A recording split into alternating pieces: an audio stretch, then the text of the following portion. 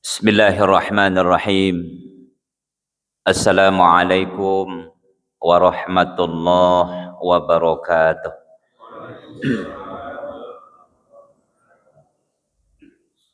Alhamdulillahil mujibud da'wat, al-qailu fi muhkamil ayatil bayinat, wa likulli wijhatun huwa muwalliha fastabiqul khairat.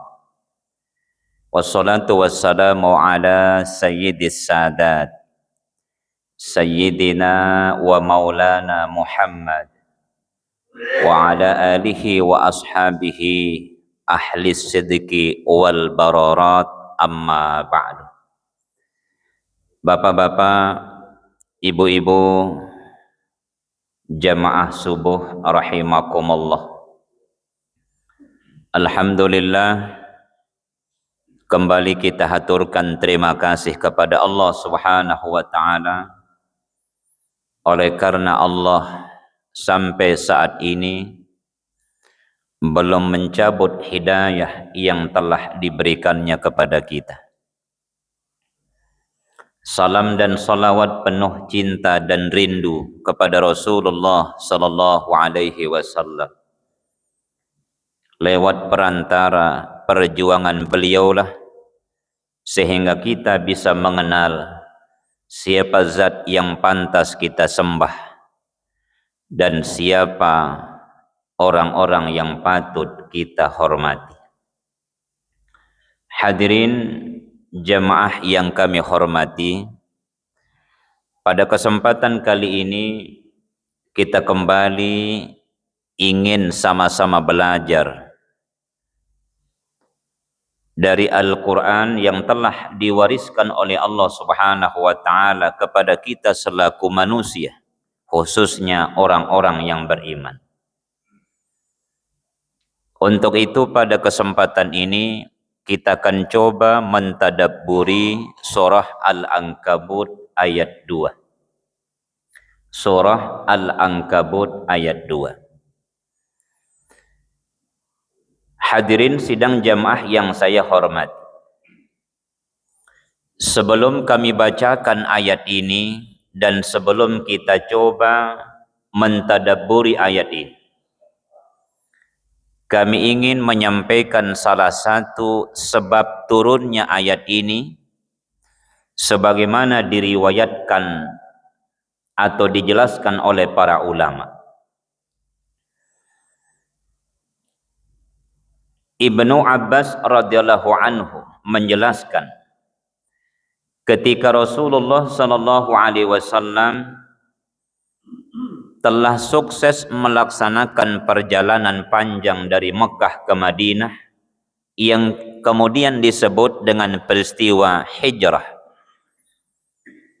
Banyak di antara sahabat merasa ketika mereka telah masuk Islam, mengimani apa yang dibawa oleh Rasulullah sallallahu alaihi wasallam, mereka akan terbebas dari berbagai macam tantangan dan ujian.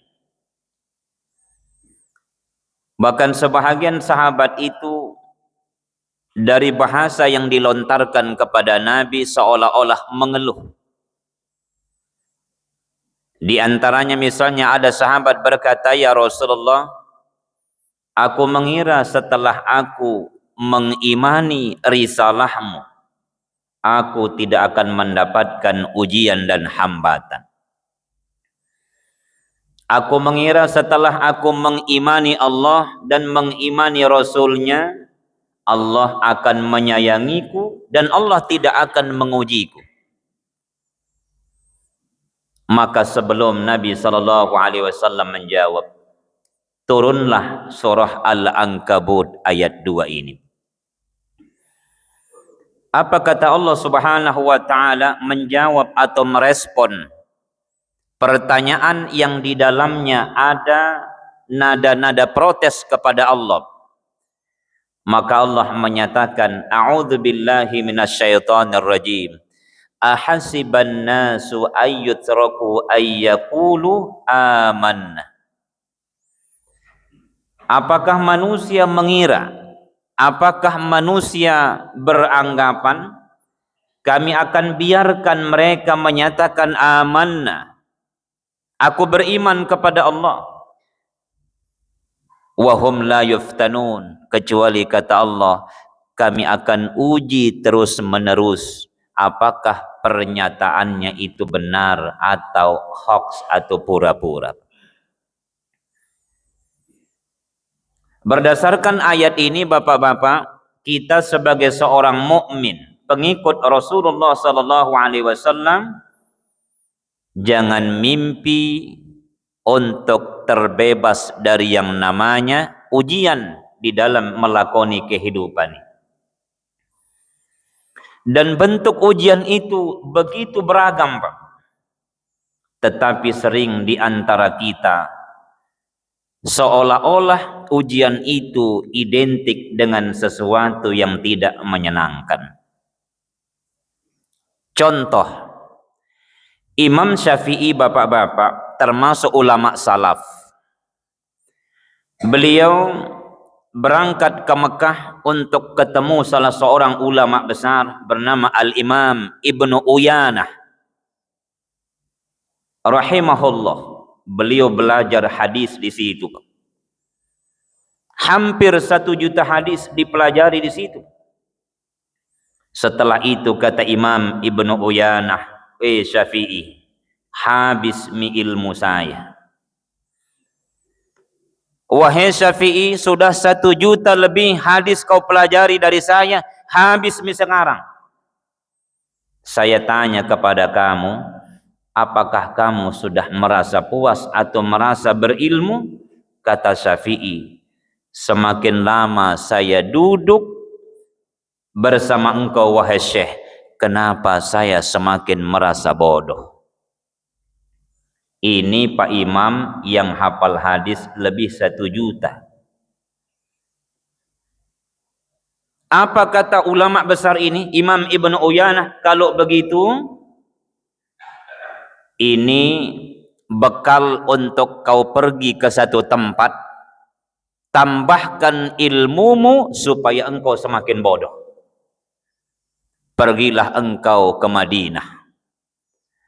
Ada seorang ulama besar di situ yang karena kebesarannya, yang karena kedalaman ilmunya, seakan-akan burung pun malu lewat di hadapannya, begitu dimuliakan. Maka Imam Syafi'i atau Syafi'i muda bertanya, siapa namanya? Malik bin Anas radhiyallahu anhu. Berangkatlah Syafi'i ini, Pak. Begitu sampai di Madinah ketemu dengan gubernur. Lalu dia sampaikan apa yang menjadi hajatnya. Tuan Gubernur, saya kepingin ketemu, duduk satu majelis dengan seorang ulama tersohor di sini, namanya Malik. Apa kata gubernur? Coba ulangi pertanyaan atau pernyataan. Maka Imam Syafi'i mengulanginya. Kemudian kata gubernur itu, jujur kalau masih ada keinginanmu yang lain, itu jauh lebih mudah saya akan penuhi dibandingkan dengan keinginan yang satu ini. Saya memang seorang gubernur, tapi tidak ada satupun orang yang kecuali berhadapan dengan nama yang kau sebutkan itu, melainkan mereka akan merasa gemetar karena begitu dalam dan hebatnya ilmu orang yang kau sebut itu. Ini gubernur, Pak, begitu takzim kepada ulama, Pak. Inilah yang hilang sekarang, Pak. Ulama dalam tanda kutip seolah-olah dijadikan bemper atau ban serep. Nanti butuh doa Rabbana atina fid dunya hasanah, baru ana itu Ustadz si fulan dan sebagainya. Tapi begitu urusan mohon maaf makan malam, dilupakan ulama. Tapi yang dia ingat tim sukses. Ini bedanya dulu, Pak. Kita lanjut. Singkat cerita, karena Syafi'i ini terus mendesak dan memohon kepada sang gubernur, maka gubernur langsung turun tangan dan berkunjung ke rumah seorang ulama besar ini. Sampai di rumah itu kemudian ia bertanya lagi kepada pembantunya, adakah yang punya rumah ini? Ada. Sampaikan kepadanya ada tamu dari jauh bernama Syafi'i, dia ingin berjumpa dengan. Kemudian pembantunya itu bertanya, apa hajat dari si fulan itu ingin ketemu dengan tuanku? Lalu Syafi'i menjawab, saya jauh-jauh datang ke sini hanya untuk menambah kebodohan saya setelah saya belajar kepada Malik bin Anas. Bapak-bapak yang saya hormati, singkat cerita, maka pembantu dari Imam Malik itu kemudian disampaikan, lalu Imam Malik berkata, sampaikan kepada Syafi'i, kalau mau belajar sama saya, suruh baca kitab yang saya susun dengan setengah mati, Al-Muwatta. Kalau dia sudah baca dan tamat, maka suruh kembali ke sini. Kembalilah kemudian bapak-bapak pembantu itu kepada Syafi'i. Syafi'i, kata Imam Malik, kalau kau mau belajar kepada beliau, baca dulu Al-Muwatta. Kata Syafi'i, sampaikan kepada Imam Malik, baru selesai disusun Al-Muwatta, saya sudah hafal dari depan dan belakang. Saya kesini untuk menambah kebodohanku. Begitu disampaikan kepada Imam Malik, terkejut. Sepanjang beliau dihormati jadi ulama, belum ada orang yang hafal Al-Muwatta, termasuk Imam Malik sendiri tidak hafal. Apa kata Imam Malik? Siapa itu Syafi'i? Saya saja yang karang Al-Muwatta tidak hafal, kenapa dia lebih hafal? Singkat cerita, Pak, setelah mereka bercengkrama, berdialog dan sebagainya, maka Imam Syafi'i belajar kepada Imam Malik. Apa kata Imam Malik itu? Syafi'i, sudah habis ilmuku. Silahkan engkau cari lagi di tempat lain. Kayaknya engkau harus menambah ilmu supaya engkau semakin bodoh. Ini adabnya guru-guru dulu, Pak.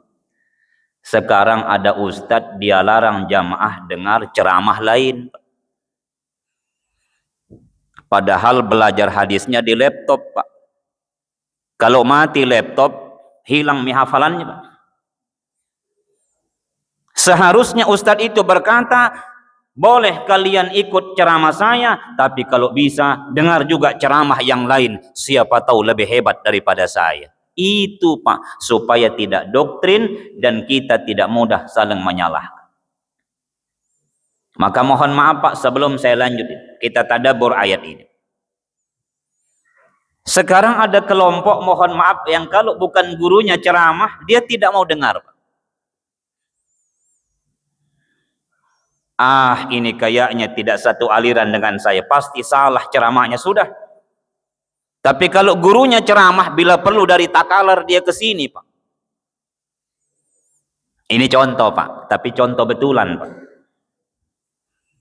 Baru dilihat tampangnya, kayaknya cara pakai gamisnya ini tidak sama dengan aliran saya. Jangan ikuti ceramahnya. Ah, ini bapak-bapak, saya tidak tahu belajar dari mana. Bagaimana hebatnya Imam Ibnu Uyanah yang mengajarkan hadis kepada Imam Syafi'i lebih 1 juta, Pak. Kemudian Imam Ibnu Uyanah berkata, Syafi'i, sudah habis ilmuku, kau pergi belajar lagi tempat lain. Bagaimana hebatnya Imam Malik, ulama pertama yang menyusun kitab hadis, Pak. Ulama pertama yang menyusun kitab hadis. Setelah Imam Syafi'i belajar kepada beliau, kata Imam Malik, Syafi'i, habis mi ilmuku, kau silakan pergi lagi belajar ke tempat lain. Bapak-bapak yang saya hormati, kita kembali kepada ayat ini. Ahasiban nasu ayyatraku ayyakulu amanna wa hum la yuftanun. Allah tidak akan biarkan manusia atau kita semua menyatakan, aku beriman kepada Allah, kecuali pernyataan itu akan di-tracking, akan diuji terus-menerus oleh Allah. Dan bentuk ujian itu bapak-bapak begitu luas dan begitu banyak. Di antaranya pertama, ada orang diuji dengan ilmunya, Pak. Dan ini banyak yang gagal. Ketika kita diuji dengan ilmu, di antara tantangan terbesar dari ilmu yang kita tahu, sejauh mana ilmu itu bapak-bapak dapat menjadikan kita lebih dekat dengan Allah Subhanahu wa Ta'ala. Jangan sampai semakin sering kita ikut kajian ta'lim, malah kita semakin jauh dari Allah. Makanya Nabi menjelaskan dalam hadis riwayat Abu Daud, manizdada ilman, barang siapa yang bertambah gelarnya, bertambah ilmunya, lam yazdad huda, tapi tidak bertambah hidayah dari Allah. Tidak bertambah ketaatannya, Pak. Gelarnya bertambah, ilmunya bertambah, kajian sering, tidak bertambah ibadahnya, tidak bertambah penghambaannya kepada Allah. Illa bu'da, maka ilmu itu akan menjadi penyebab Allah akan jauhkan dia sejauh-jauhnya dari hidayah yang sesungguhnya dari Allah Subhanahu wa Ta'ala. Maka apa yang terjadi di masyarakat? Katanya belajar tapi begitu.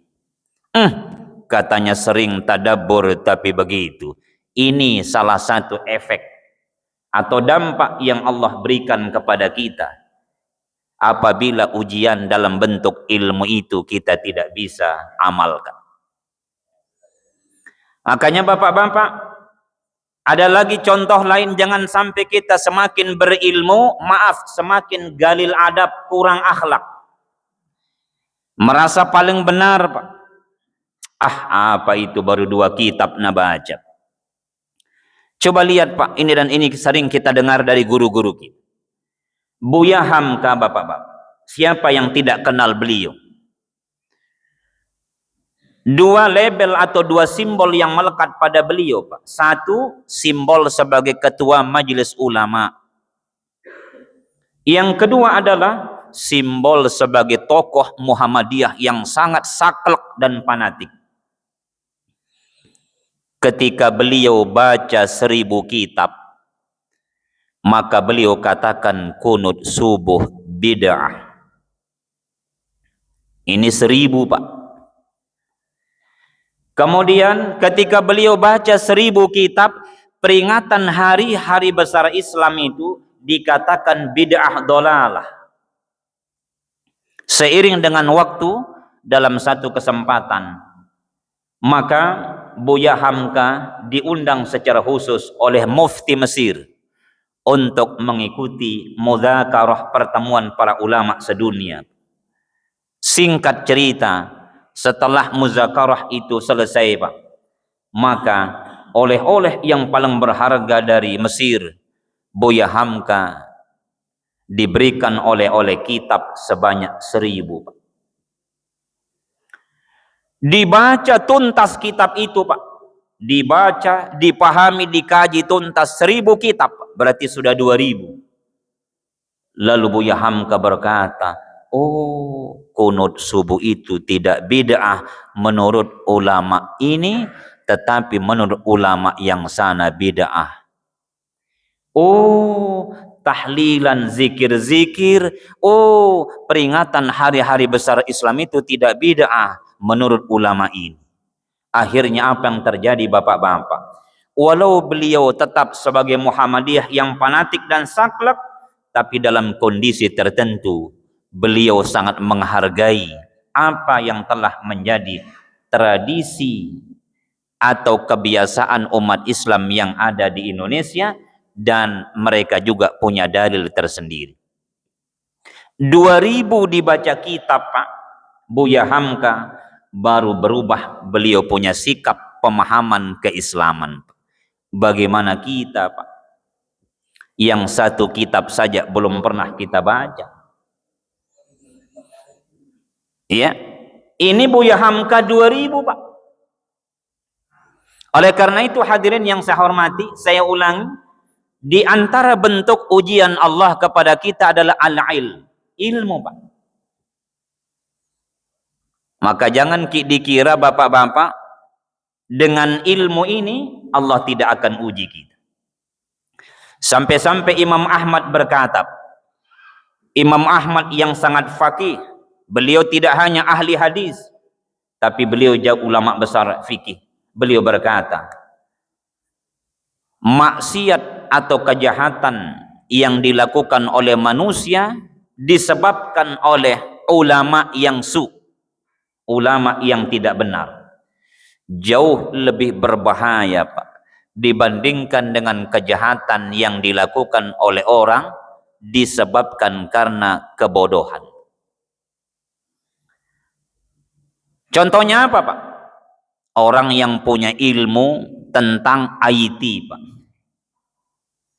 Dia bisa jebol, Pak, misalnya sistem yang ada di dalam satu negara, Pak. Sebut saja yang lagi tren-trennya sekarang adalah Iran, Pak. Yang kendalikan semua rudal-rudal canggih itu, Pak, orang-orang yang ahli IT, Pak. Bukan orang bodoh. Dan kapan misalnya ilmu tentang IT itu digunakan dengan salah, Pak, maka bisa luar biasa dampaknya di dalam kehidupan berbangsa dan bernegara. Beda dengan misalnya, mohon maaf, orang yang tidak tahu IT, Pak, yang kalaupun pakai HP saja 3G. Apa itu? WAG. Terima WAG. Dan mohon maaf, telepon G. 3G. Mahal HP-nya, tapi fungsinya 3G. Tapi orang-orang yang ahli IT, Pak, HP itu tidak hanya sebatas katakanlah ya telepon genggam, tapi bisa jadi menjadi salah satu penunjang pekerjaan tertentu yang dapat lebih bagus daripada orang yang tidak pakai HP. Ini juga ujian, Pak. Makanya di dalam hadis yang diriwayatkan oleh Imam Bukhari, ada 4 golongan manusia nanti di akhirat, Pak, akan diaudit atau akan pertama ditanya oleh Allah Subhanahu wa taala sebelum ditanya manusia lain. Yang pertama adalah orang mati syahid bukan karena Allah. Dia seolah-olah mati syahid, Pak, padahal kematiannya itu disebabkan karena berjuang di jalan Allah, tetapi dia bukan karena Allah ingin dibilang sebagai pahlawan dan lain sebagainya. Ada lagi yang kedua, Pak, seorang agnia dermawan. Dia nyumbang dan sebagainya bukan lillah, bukan karena Allah, tapi mereka nyumbang atau dia nyumbang itu karena ingin dipuja dan dipuji oleh manusia. Yang ketiga, bapak-bapak, adalah orang-orang yang senantiasa merasa lebih terhormat dari kebodohan. Dia sudah bodoh, tapi dia merasa lebih terhormat. Saya biar tidak belajar, tapi lebih hebat daripada yang belajar. Ini juga bahaya, Pak. Bagaimana ceritanya orang tidak belajar lebih hebat dari yang tidak belajar? Dan yang terakhir, Pak, ini yang paling banyak orang tergelincir, Pak. Siapa mereka? Ulama yang dengan ilmunya, Pak, bukan menjadi sebab manusia mendapatkan hidayah, tapi justru dengan ilmu itu dia kompor-kompori manusia supaya fanatik kepada dirinya atau kepada orang-orang tertentu. Dan inilah yang kita harus berlindung darinya. Hadirin yang saya hormati, inilah salah satu bentuk ujian kita sebagai umat Nabi Muhammad, akan diuji oleh Allah Subhanahu wa taala dengan ilmu kita. Ada juga manusia diuji, bapak-bapak, dengan nasabnya, dengan keturunannya. Nasab, asal usulnya. Mohon maaf, dia merasa golongan darahnya lebih bagus ketimbang yang lain. Dan itu sudah terjadi pada masa Nabi SAW. Makanya turun ayat, Pak. Inna akramakum indallahi atqakum. Sesungguhnya orang yang paling terhormat, paling mulia di sisi Allah adalah orang yang paling bertakwa di antara kalian, bukan golongan darah. Hadirin sidang jamaah yang saya hormati, demikian pula bangsa Arab, Pak, sejak zaman Nabi SAW merasa lebih terhormat ketimbang dengan non-Arab. Maka Nabi SAW menjelaskan, ya, laisa arabiyyun wala ajamiyun illa bittaqwa. Tidak ada bedanya orang Arab dan orang non-Arab kecuali takwanya. Jadi bapak-bapak, jamaah yang saya hormati, kalau bukan karena tanah suci di Mekah dan di Madinah, sebenarnya tidak perlu terlalu kita berlebih-lebihan mengagungkan orang Arab. Kenapa? Survei membuktikan hampir tidak ada ahli hadis dari Mekah dan Madinah. Bukhari, Muslim, Abu Daud, An-Nasai dan semuanya itu bukan orang Mekah. Kalau sekiranya di situ bukan tanah suci Mekah dan Madinah, maka tidak perlu terlalu berlebihan. Maka mohon maaf bapak-bapak dengan segala hormat, kalau ada di antara sebagian tetangga yang baru satu kali ke tanah suci, lalu dia lihat ada hal-hal yang berbeda praktek ibadah di sana dengan tradisi kita di sini, jangan itu menjadi hujjah atau hukum, Pak. Jangan nilai Islam dari praktek ibadah di Saudi, tapi nilailah ajaran Islam itu dari sumber utamanya, Quran dan Sunnah. Di Saudi, Pak, dilarang perempuan ziarah kubur, Pak.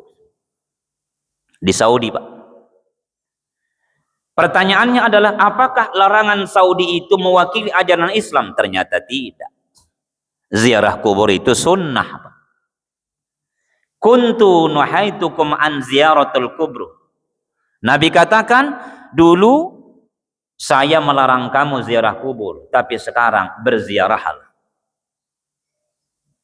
Makanya mohon maaf bapak-bapak, jamaah yang sering kami bawa itu dalam ibadah haji dan umrah sering kami sampaikan, bapak-bapak, apa yang bapak ibu lihat di sini tidak serta-merta itu menjadi patokan kita nanti kembali ke tanah air.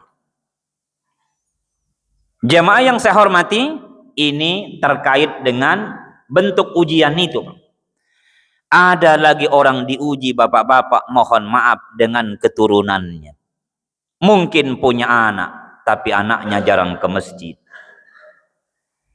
Mungkin punya keturunan, kalau masuk masjid beratnya luar biasa. Maka tabi bapak-bapak, ada sebahagian orang tua, kalau urusan makan, dia ingat anaknya. Ayo nak, hari Sabtu Minggu kita jalan-jalan, makan bersama. Itu bagus, Pak.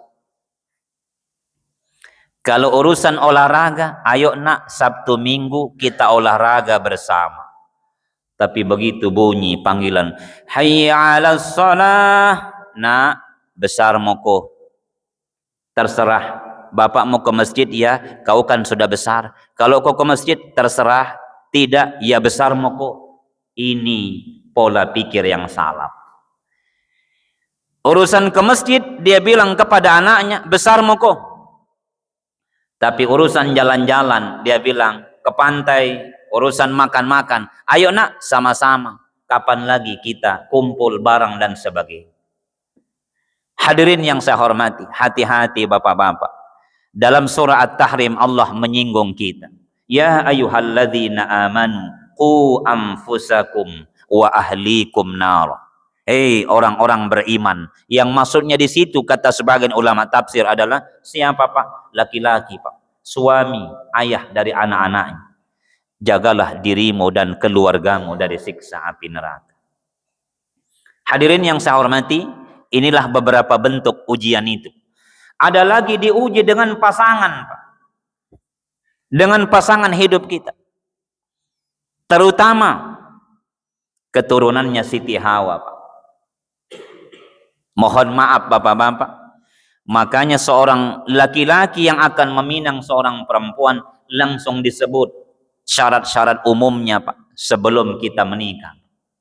Tidak ada keterangan hadis secara khusus apabila perempuan ingin dilamar oleh seorang laki-laki, ini syarat-syarat umumnya.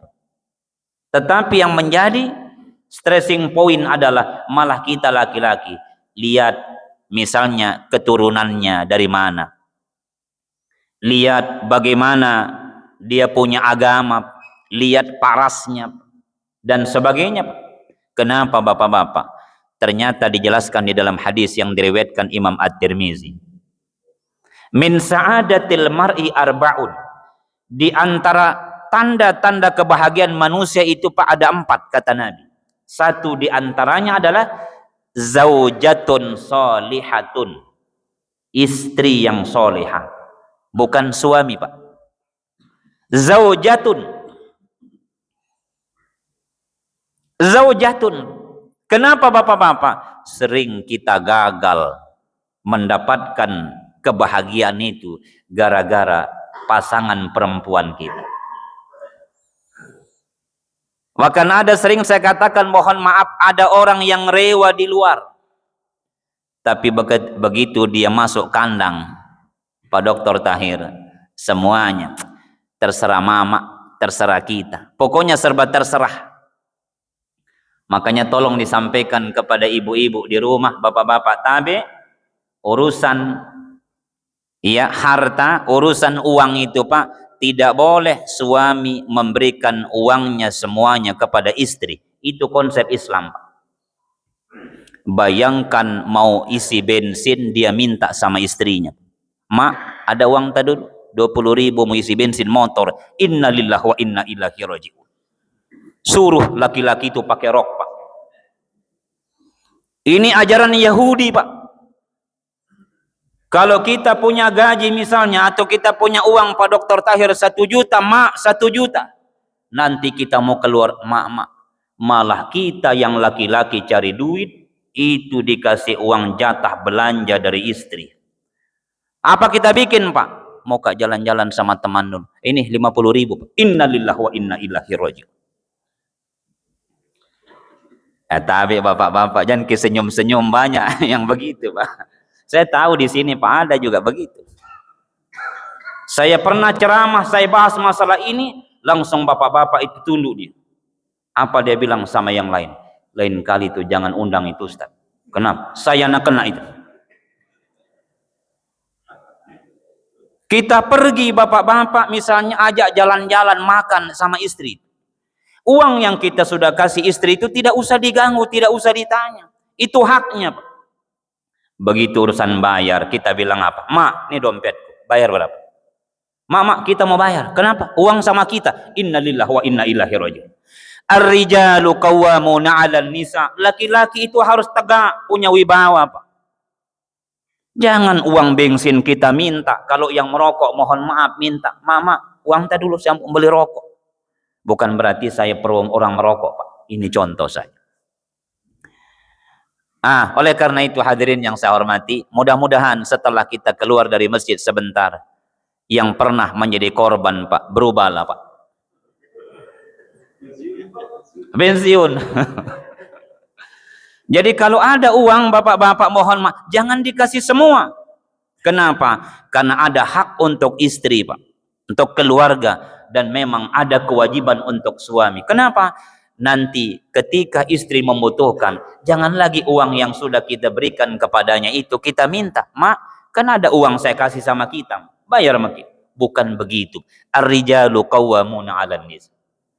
Tapi kalau materi ini saya sampaikan sama ibu-ibu, tidak diundang 2 kali saya Pak. Dia bilang tidak cocok ini penceramah ini. Padahal ini ajaran Islam. Makanya di Al-Quran itu Pak, sebahagian harta seorang suami itu diberikan kepada istrinya. Hadirin yang saya hormati, sekali lagi bapak-bapak sebelum saya tutup, bahwa ada ujian kita dari Allah itu dari pasangan kita. Ya, ada ujian dari Allah dalam kehidupan kita dari pasangan. Makanya bapak-bapak, Rasulullah Sallallahu Alaihi Wasallam di antara sekian doa di dalam Al-Quran, yang sudah katakanlah dilegitimasi oleh Allah, yang tidak boleh kita lupa Pak. Al-Furqan 74. Al-Furqan 74. Rabbana hablana min azwajina wa dzurriyyatina qurrata a'yun waj'alna lil muttaqina imama. Itu dibaca terus. Kalau ada nanti yang undang Ki Mampaci, Pak, ndak usah baca doa yang macam-macam. Ini yang dibaca diulang-ulang, baru tambah dengan bahasa kita sendiri. Ada kadangkala kita disuruh kasih mapacing, Pak, ndak tahu apa nak baca. Amin. Yang dibaca seharusnya adalah ini Al-Furqan 74. Kemudian kita tambah dengan doa dan bahasa kita. Ya Allah, jadikan ini kemenakan saya ini keluarga sakinah, mawaddah, warahmah. Tetapi dianjurkan membaca doa ini oleh para ulama. Jadi setiap selesai salat ini yang kita minta. Rabbana hablana min azwajina wa dzurriyyatina qurrata a'yun waj'alna lil muttaqina imam. Hadirin yang saya hormati, sekali lagi inilah di antara yang dapat kita tadabburi dari surah Al-Ankabut ayat 2. Allah tidak akan membiarkan seorang manusia, seorang hamba berkata, amanna, aku beriman kepada Allah, wahum la yuftanun, melainkan Allah akan uji pernyataan kita ini dengan berbagai macam bentuk. Satu di antaranya tadi adalah dengan keberadaan pasangan kita. Semoga Allah memberikan kita hidayah, memberikan kita kekuatan untuk senantiasa cinta terhadap majelis-majelis ilmu, dan dengan ilmu itu mengarahkan kita untuk membedakan mana yang hak dan mana yang batil. Demikian yang dapat kami sampaikan. Mudah-mudahan ada manfaatnya. Hadanallah wa iyyakum. Assalamualaikum warahmatullahi wabarakatuh. Silakan Pak, kalau ada yang mau ditanyakan.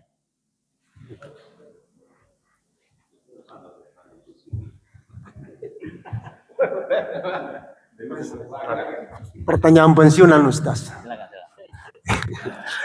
Ya, makasih Ustaz. Assalamualaikum warahmatullahi wabarakatuh. Waalaikumsalam warahmatullahi wabarakatuh. Bagus sekali saya kira kita bertambah kita punya ilmu.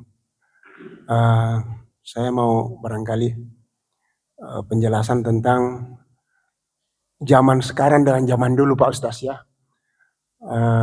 Saya baca di dua surah di Al-Quran, di surah kedua dengan surah ke-61. Di surah kedua itu kalau saya tidak salah Pak Ustaz, ayat 44. Ada kaitannya dengan di surah ke-61 itu ayat 2. Nah, itu intinya bahwa mengapa kamu mengatakan sesuatu sementara kamu tidak mampu melakukan. Nah, pertanyaan begitu juga di ayat kedua di surah 61 itu Ustaz. Pertanyaan saya begini Ustaz, apakah zaman dulu itu berkah ilmunya ulama atau para sufi berbeda dengan berkah ilmunya ulama-ulama sekarang dengan saat sekarang ini? Karena kelihatannya zaman dulu itu, zaman sahabat Rasulullah atau Rasulullah, mudah sekali diterima ilmunya para ulama itu. Nah saat sekarang ini banyak sekali Ustaz, mohon maaf ini Pak Ustaz, bukan banyak sekali penceramah-penceramah yang sepertinya tidak berkah ilmunya. Iya, sehingga jamaah itu atau kaum muslim itu, apakah itu yang dimaksud ini adalah hanya pencitraan ataukah hanya riak saja? Utamanya menjelang pilkada, banyak Ustaz gadungan. Nah itu yang saya maksud Ustaz. Apakah ilmu ini memang Allah ciptakan itu ada yang berkah dan ada yang tidak? Khususnya yang guru-guru atau pemberi ilmu ini. Saya kira demikian Ustaz. Mohon maaf sekali lagi kalau tentang apa namanya tadi itu, suami harus jangan dikasih semua istrinya. Saya masuk dalam kategori itu Ustaz. Jadi mohon maaf. Apalagi saat sekarang ini sudah nihil sehingga semua dia suruh minta semua. Mohon maaf. Assalamualaikum warahmatullahi wabarakatuh. Baik. Bapak-bapak dan ibu yang saya hormati. Sebelum saya jawab, ini terkait dengan pernyataan beliau terakhir ini. Memang ketika kita berikan kesempatan kepada jamaah untuk merespon apa yang kami sudah sampaikan terkait distribusi keuangan kepada pasangan, Pak. Sering itu menjadi salah satu candaan dan senyum, Pak. Karena apa, Bapak-bapak? Ini bisa dikatakan sudah rahasia umum, Pak. Nah, oleh karena itu, terlepas dari itu saya akan kembali tentang berkah. Memang berkah itu sebenarnya bapak-bapak dan ibu yang saya hormati, inilah tujuan utama dari seluruh yang dibutuhkan oleh manusia dalam kehidupan dunia ini. Berkah. Baik dalam konteks ilmu, kita ingin ilmu yang berkah. Dalam konteks rizki atau materi, materi yang berkah. Dalam konteks keluarga, keluarga yang berkah. Dalam konteks pekerjaan, pekerjaan yang berkah. Pendek kata, seluruh apapun lakon pekerjaan kita, Pak, kita hanya butuh satu saja kalau ingin kita sederhanakan, ingin berkah. Sebaliknya nanti di akhirat, dari seluruh tahapan, mulai dari hisab dan sebagainya, Pak, yang kita butuh ternyata hanya satu, adalah rahmat. Itulah sebabnya bapak-bapak, khairukum bittahiyyah, sebaik-baik ucapan seorang muslim kepada muslim lainnya ketika ia berjumpa dan berpisah, bukan selamat pagi, Pak, bukan selamat sore dan seterusnya, tapi assalamualaikum warahmatullahi wabarakatuh. Rahmat disebut dulu, Pak, karena ini kebutuhan jangka panjang yang abadi, akhirat. Tapi berkah tidak boleh kita abaikan, karena ini kebutuhan jangka pendek di dunia ini. Dalam konteks berkah ilmu, Pak, betul yang Bapak bilang tadi. Ulama-ulama dulu, Pak, tidak usahlah masa sahabat, minimal ulama-ulama salaf lah. Ulama-ulama salaf, ulama salaf yang tidak ketemu langsung dengan Nabi SAW, tapi cinta dan kedalaman ilmunya yang tidak bisa kita pungkiri, Pak. Apa yang terjadi, bapak-bapak? Sedikit saja yang beliau sampaikan, tapi keberkahan ilmu itu justru begitu terasa dalam kehidupan manusia. Apa sebabnya? Menurut Imam Al-Ghazali rahimahullah, yang hafal hadis lebih 600.000, kata beliau, di antara sebab berkah ilmu itu hadir adalah, yang pertama, guru nawaitunya itu jelas lillah. Makanya perintah membaca, belajar itu, Pak, pertama coba kita lihat, Iqra bismi rabbik. Ketika kita mau belajar, Pak, ketika kita mau sekolah, itu dulu luruskan niat kita. Tapi sekarang tahu, Pak, sekolah kau nak supaya bagus pekerjaan, memang lain mentung. Sekolah kau baik-baik nak supaya kau nanti sarjana, nanti bagus kau cari kerja, memang niatnya lain, Pak. Nah, lihatnya lain. Mumpung bapak masih hidup, sekolah kau nak baik-baik supaya kau nanti lebih bagus yang masa depannya ketimbang bapak, lain mentung, Pak Dr. Tahir. Ulama-ulama besar dulu, urusan pekerjaan itu nomor sekian. Tapi yang nomor satu adalah, belajarlah kau sebaik-baiknya nak, supaya engkau menjadi orang yang terbebas dari kebodohan. Saya masih ingat pesan, mohon maaf, guru-guru kami dulu di pondok. Nah, belajarlah ilmu agama, maka insya Allah dunia akan ikut sama kamu. Kenapa? Karena dengan ilmu agama, kalaupun Allah tidak titipkan kau lebih rezeki dunia, tapi engkau tidak akan mudah terombang-ambing. Pesan itu, bapak-bapak, itu betul-betul kami ingat sampai sekarang. Sedikit saja kita tahu agama, Pak, maka insya Allah itu yang akan menjadi pegangan kita. Pernyataannya almarhum B.J. Habibie, Pak, Kalau sekiranya waktu ini bisa diputar, saya tidak akan mau memilih menjadi profesor ahli pesawat terbang.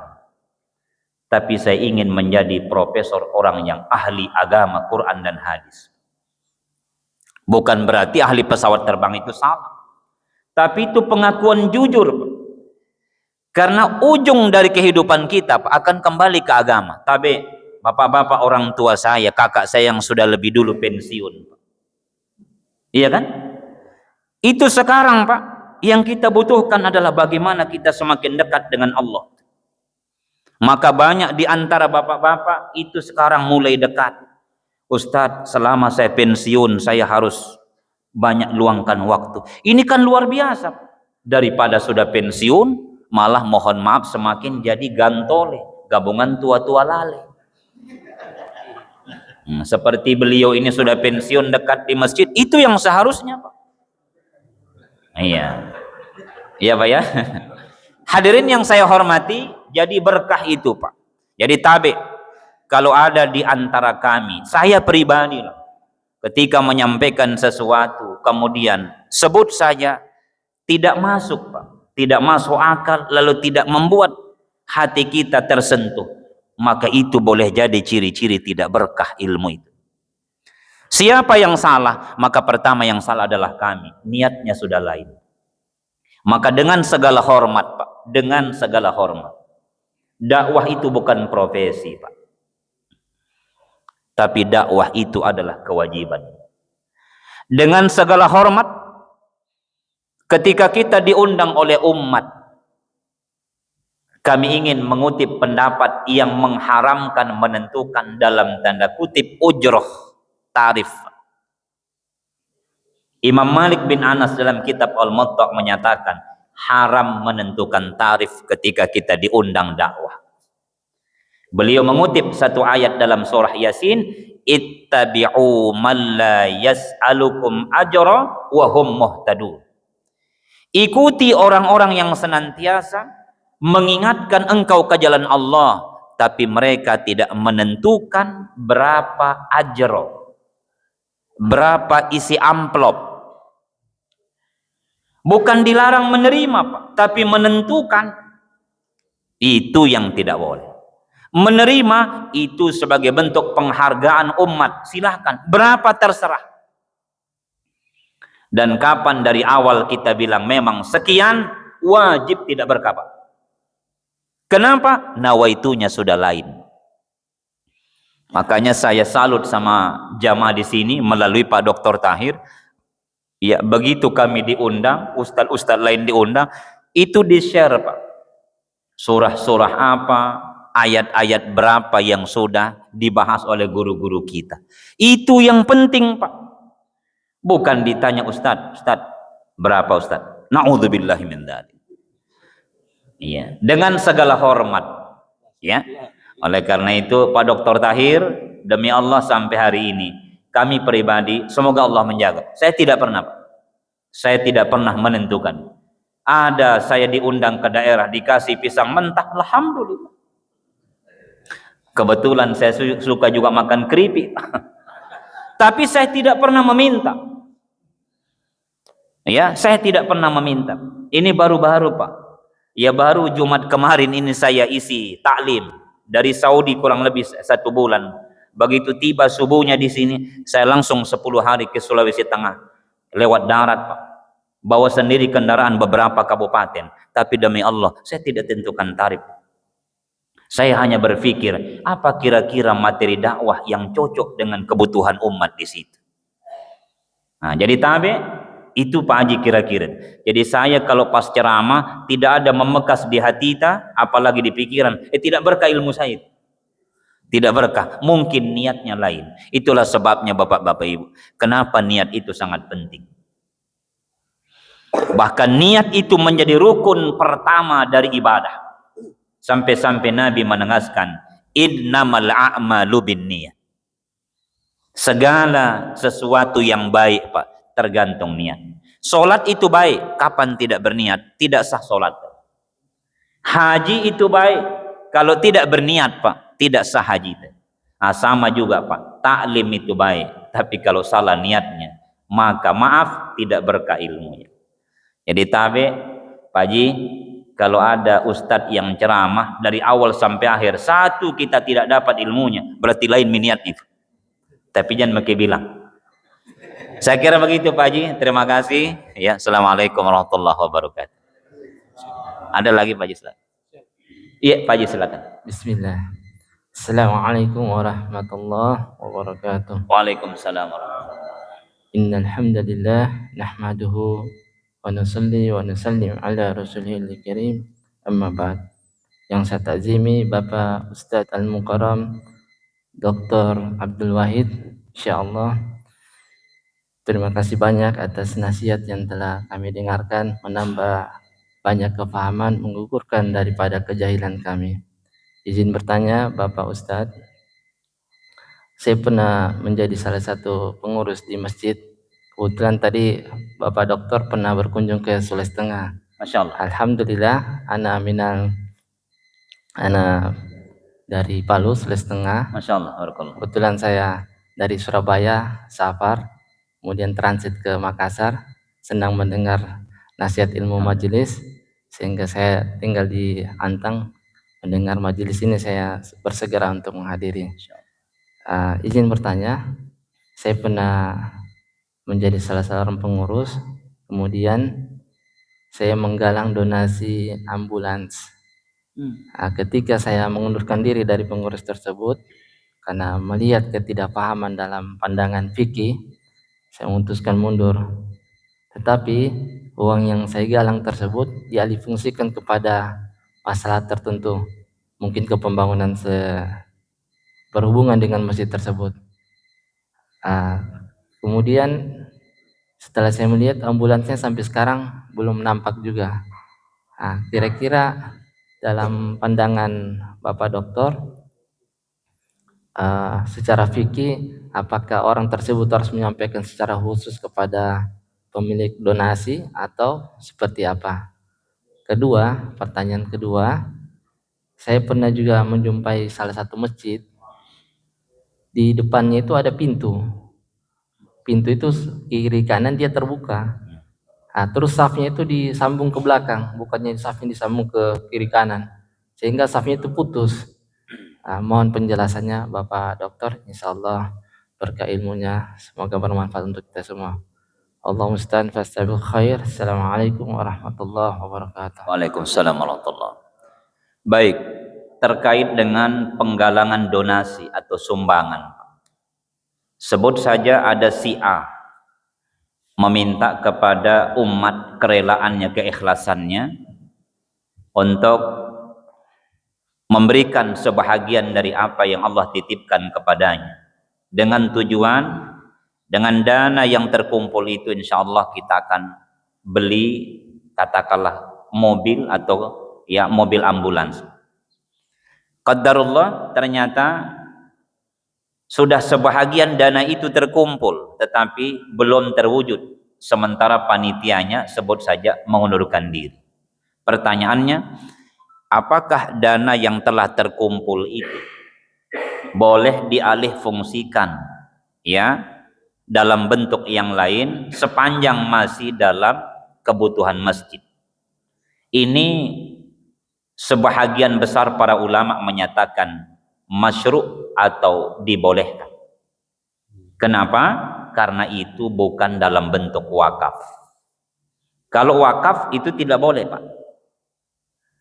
Kalau wakaf misalnya diwakafkan itu untuk ambulans, misalnya ada donatur menyatakan saya wakafkan harta saya untuk ambulans, lalu pengurus masjid misalnya mengalih fungsikan itu, tidak dalam bentuk ambulans tapi dalam bentuk lain, walaupun masih dalam kaitannya dengan pembangunan masjid misalnya, maka itu tidak boleh, Pak, karena itu dalam bentuk wakaf. Tapi di luar dalam bentuk wakaf itu boleh. Yang tidak boleh itu bukan urusan masjid, Pak.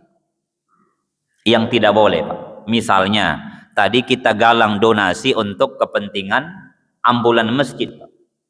Tapi tiba-tiba sebut saja Setelah donasi itu, setelah dana itu terkumpul, kita alih fungsikan. Misalnya maaf, membantu si A misalnya. Walaupun itu kebaikan Pak, tapi bukan dalam cakupan yang masjid itu Pak. Itu para ulama katakan tidak boleh. Ya, tidak boleh. Walaupun pahalanya orang yang menyumbang itu sudah sampai. Tetapi sebagai bentuk pertanggungjawaban sosial pengurus masjid, maka dia tidak boleh lakukan itu. Tidak boleh Pak. Kalau wakaf Pak, apa yang diniatkan oleh sang pemberi wakaf atau muwakif itu Pak, maka harus seperti itu. Misalnya saya mewakafkan tanah saya ini untuk nanti dipakai untuk TPA. Dia sebut memang Pak, pembangunan nanti tempat pendidikan Al-Quran. Tapi kita alih fungsikan WC Pak, maka itu tidak boleh.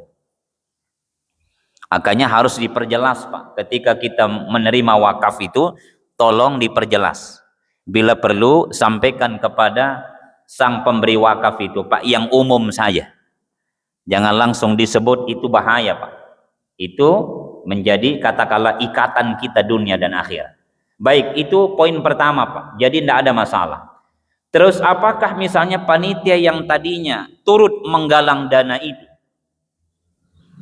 di dalam perjalanannya dia mundur, lalu dana yang sudah terkumpul itu dialih fungsikan oleh pengurus yang lain misalnya. Apakah perlu menyampaikan kepada sang pemberi dana atau para donatur itu untuk meminta maaf dan sebagainya? Tidak perlu Pak. Tidak perlu. Kenapa? Karena hukum asalnya tadi bukan wakaf. Sepanjang masih dalam wilayah kepentingan masjid itu dibolehkan. Nah, itu yang pertama Pak. Yang kedua, terkait dengan sab yang terputus Pak. Di dalam hukum fikih itu Bapak-bapak, maka kita teringat apa disampaikan oleh Imam Al-Jurjani. Ahli hadis itu Pak, kata beliau menggambarkan ibarat apoteker. Ahli hadis. Dia tahu racikan obat, tetapi dia tidak tahu takarannya, berapa kali minum, ini obat untuk penyakit ini dan seterusnya. Maka ulama fikih yang tahu jadi dokternya Pak, bahwa obat ini cocok diminum 3 kali 1 untuk usia sekian dengan penyakit ini. Saya ulangi Pak, ahli hadis hanya tahu hadis tentang ini, kualitasnya sahih apa tidak.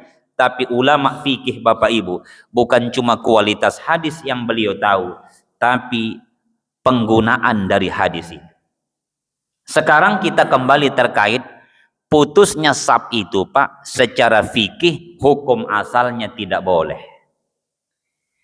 Tetapi dalam kondisi tertentu putusnya sab itu tidak sampai haram. Tidak sampai haram.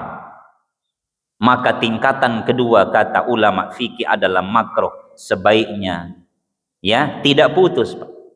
Sebaiknya tidak. Tapi kalau misalnya seperti tadi Pak putus, contoh Pak, di Saudi itu Pak, apakah umroh atau haji, misalnya kalau kita malas mau merapat Pak karena agak jauh ke depan itu, sudah di mana kita beri Allah. Nah, kalau kita lihat teks hadis ini tidak berlaku Pak, tetapi secara fikih itu boleh.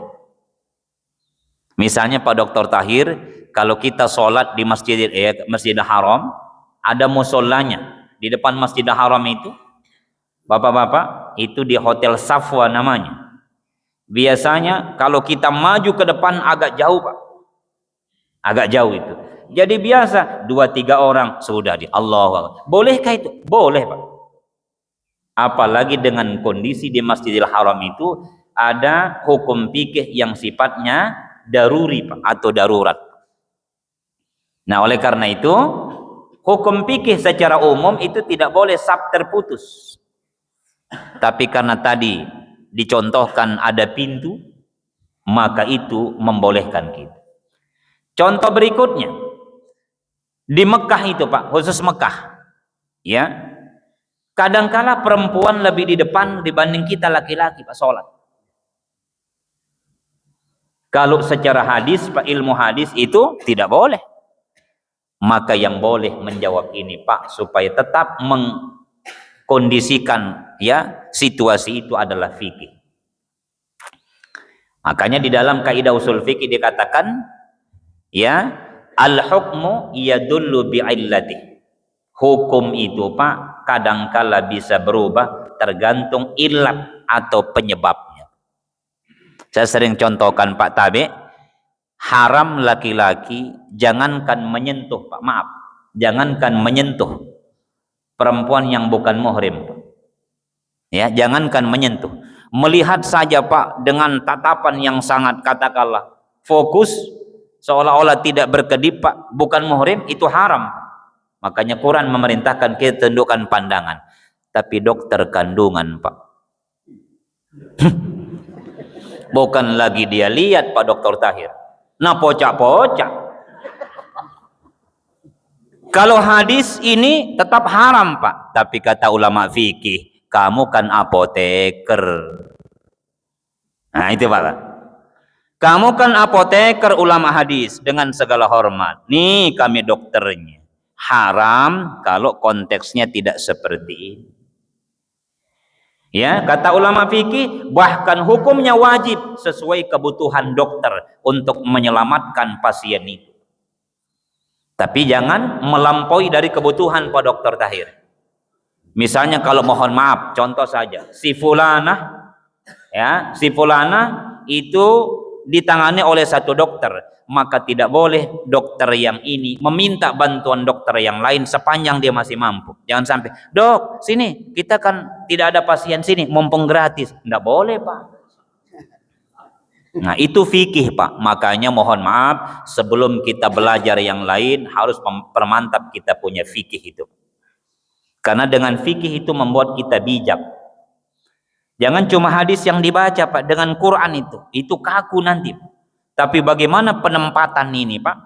Penempatan hadis, penempatan ayat dan seterusnya, itu fikih. Fikih itu salah satu pengertiannya adalah paham Pak, ngerti. Ya, makanya mohon maaf, kita tidak pernah temukan hadis yang menjelaskan adakan ceramah setiap Ahad subuh. Kalau ada hadisnya pasti palsu Pak. Apalagi bertambah, adakan ceramah setelah Ahad subuh dan setelah itu makan kue bersama, lebih palsu lagi Pak.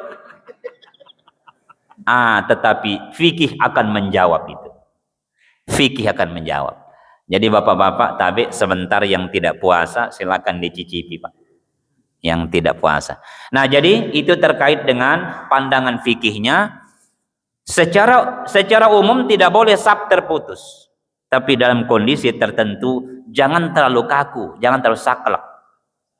Ya, contoh Pak, tabe baru-baru ini di Masjidil Haram Pak, menjelang kami tawaf wada, ya tawaf perpisahan, tidak ada tempat yang lain Pak Haji, kecuali di bawah dari Masjidil Haram itu kan ada, mohon maaf, parkiran Pak. Dan parkiran itu penuh dengan mobil, banyak juga jamaah. Maka satu-satunya tempat adalah pas di depan WC Pak Dokter Tahir. Mau tidak sholat, sayang 100.000 kali lipat sudah kita hamparkan sorbannya. Allah Akbar. Ya, dan yang sholat di situ bukan orang kaleng-kaleng. Banyak juga saya lihat itu orang-orang yang kelihatannya berilmu Pak. Tidak ada yang menyatakan bahwa mamnu dilarang, tidak ada Pak. Karena kondisi sepanjang masih bisa kita siasati, kecuali di situ langsung dengan kasat mata kita lihat najis, kotoran, baru sholat lain soal. Tapi coba di sini kita sholat depan WC Pak Dokter Tahir, kira-kira bagaimana perasaan? Jadi fikihlah yang bisa menjawab itu Pak. Jadi orang yang maaf, bagus fikihnya itu dia tidak kaku di dalam memahami agama itu.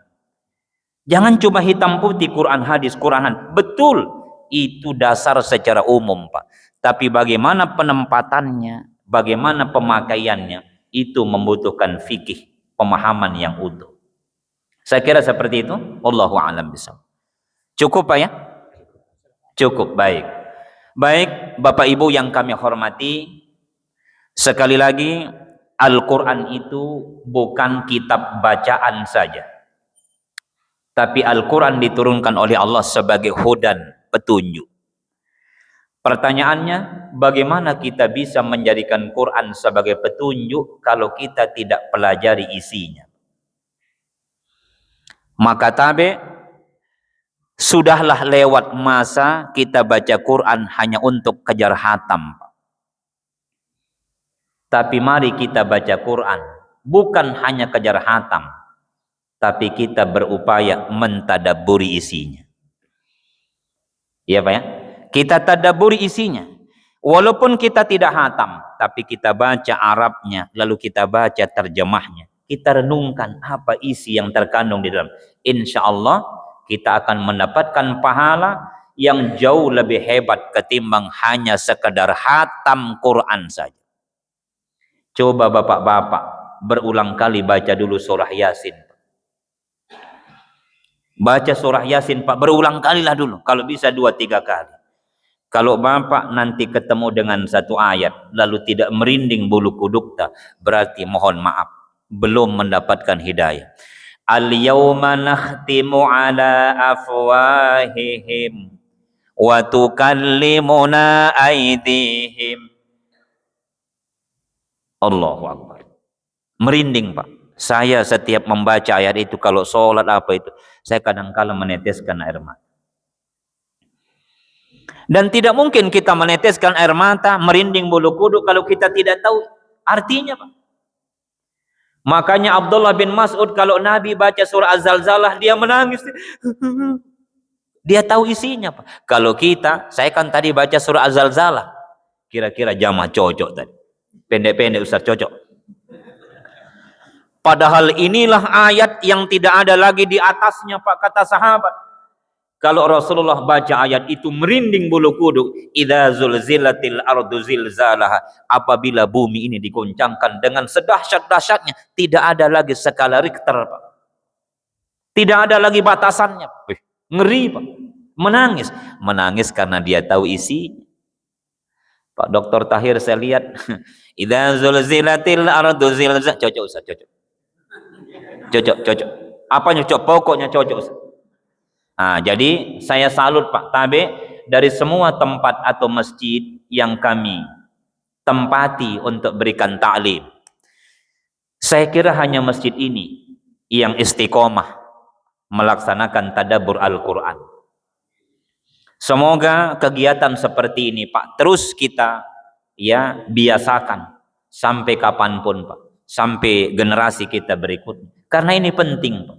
Karena kita sekarang ini Pak rata-rata mohon maaf baru bersemangat menghafal Quran. Menghafal Quran itu sunnah Pak. Tetapi yang wajib adalah mengetahui isi. Bagaimana kita bisa amalkan kalau kita tidak tahu isinya. Semoga Allah Subhanahu wa taala memberikan kita hidayah, taufik serta inayah dalam memahami dan mengkaji ayat-ayatnya, juga sunnah dari Rasulullah SAW sampai akhir hayat kita. Amin ya rabbal alamin. Demikian Bapak Ibu, subhanakallahumma wa bihamdik, asyhadu an la ilaha illa anta, astaghfiruka wa atubu ilaik. Assalamualaikum warahmatullahi wabarakatuh.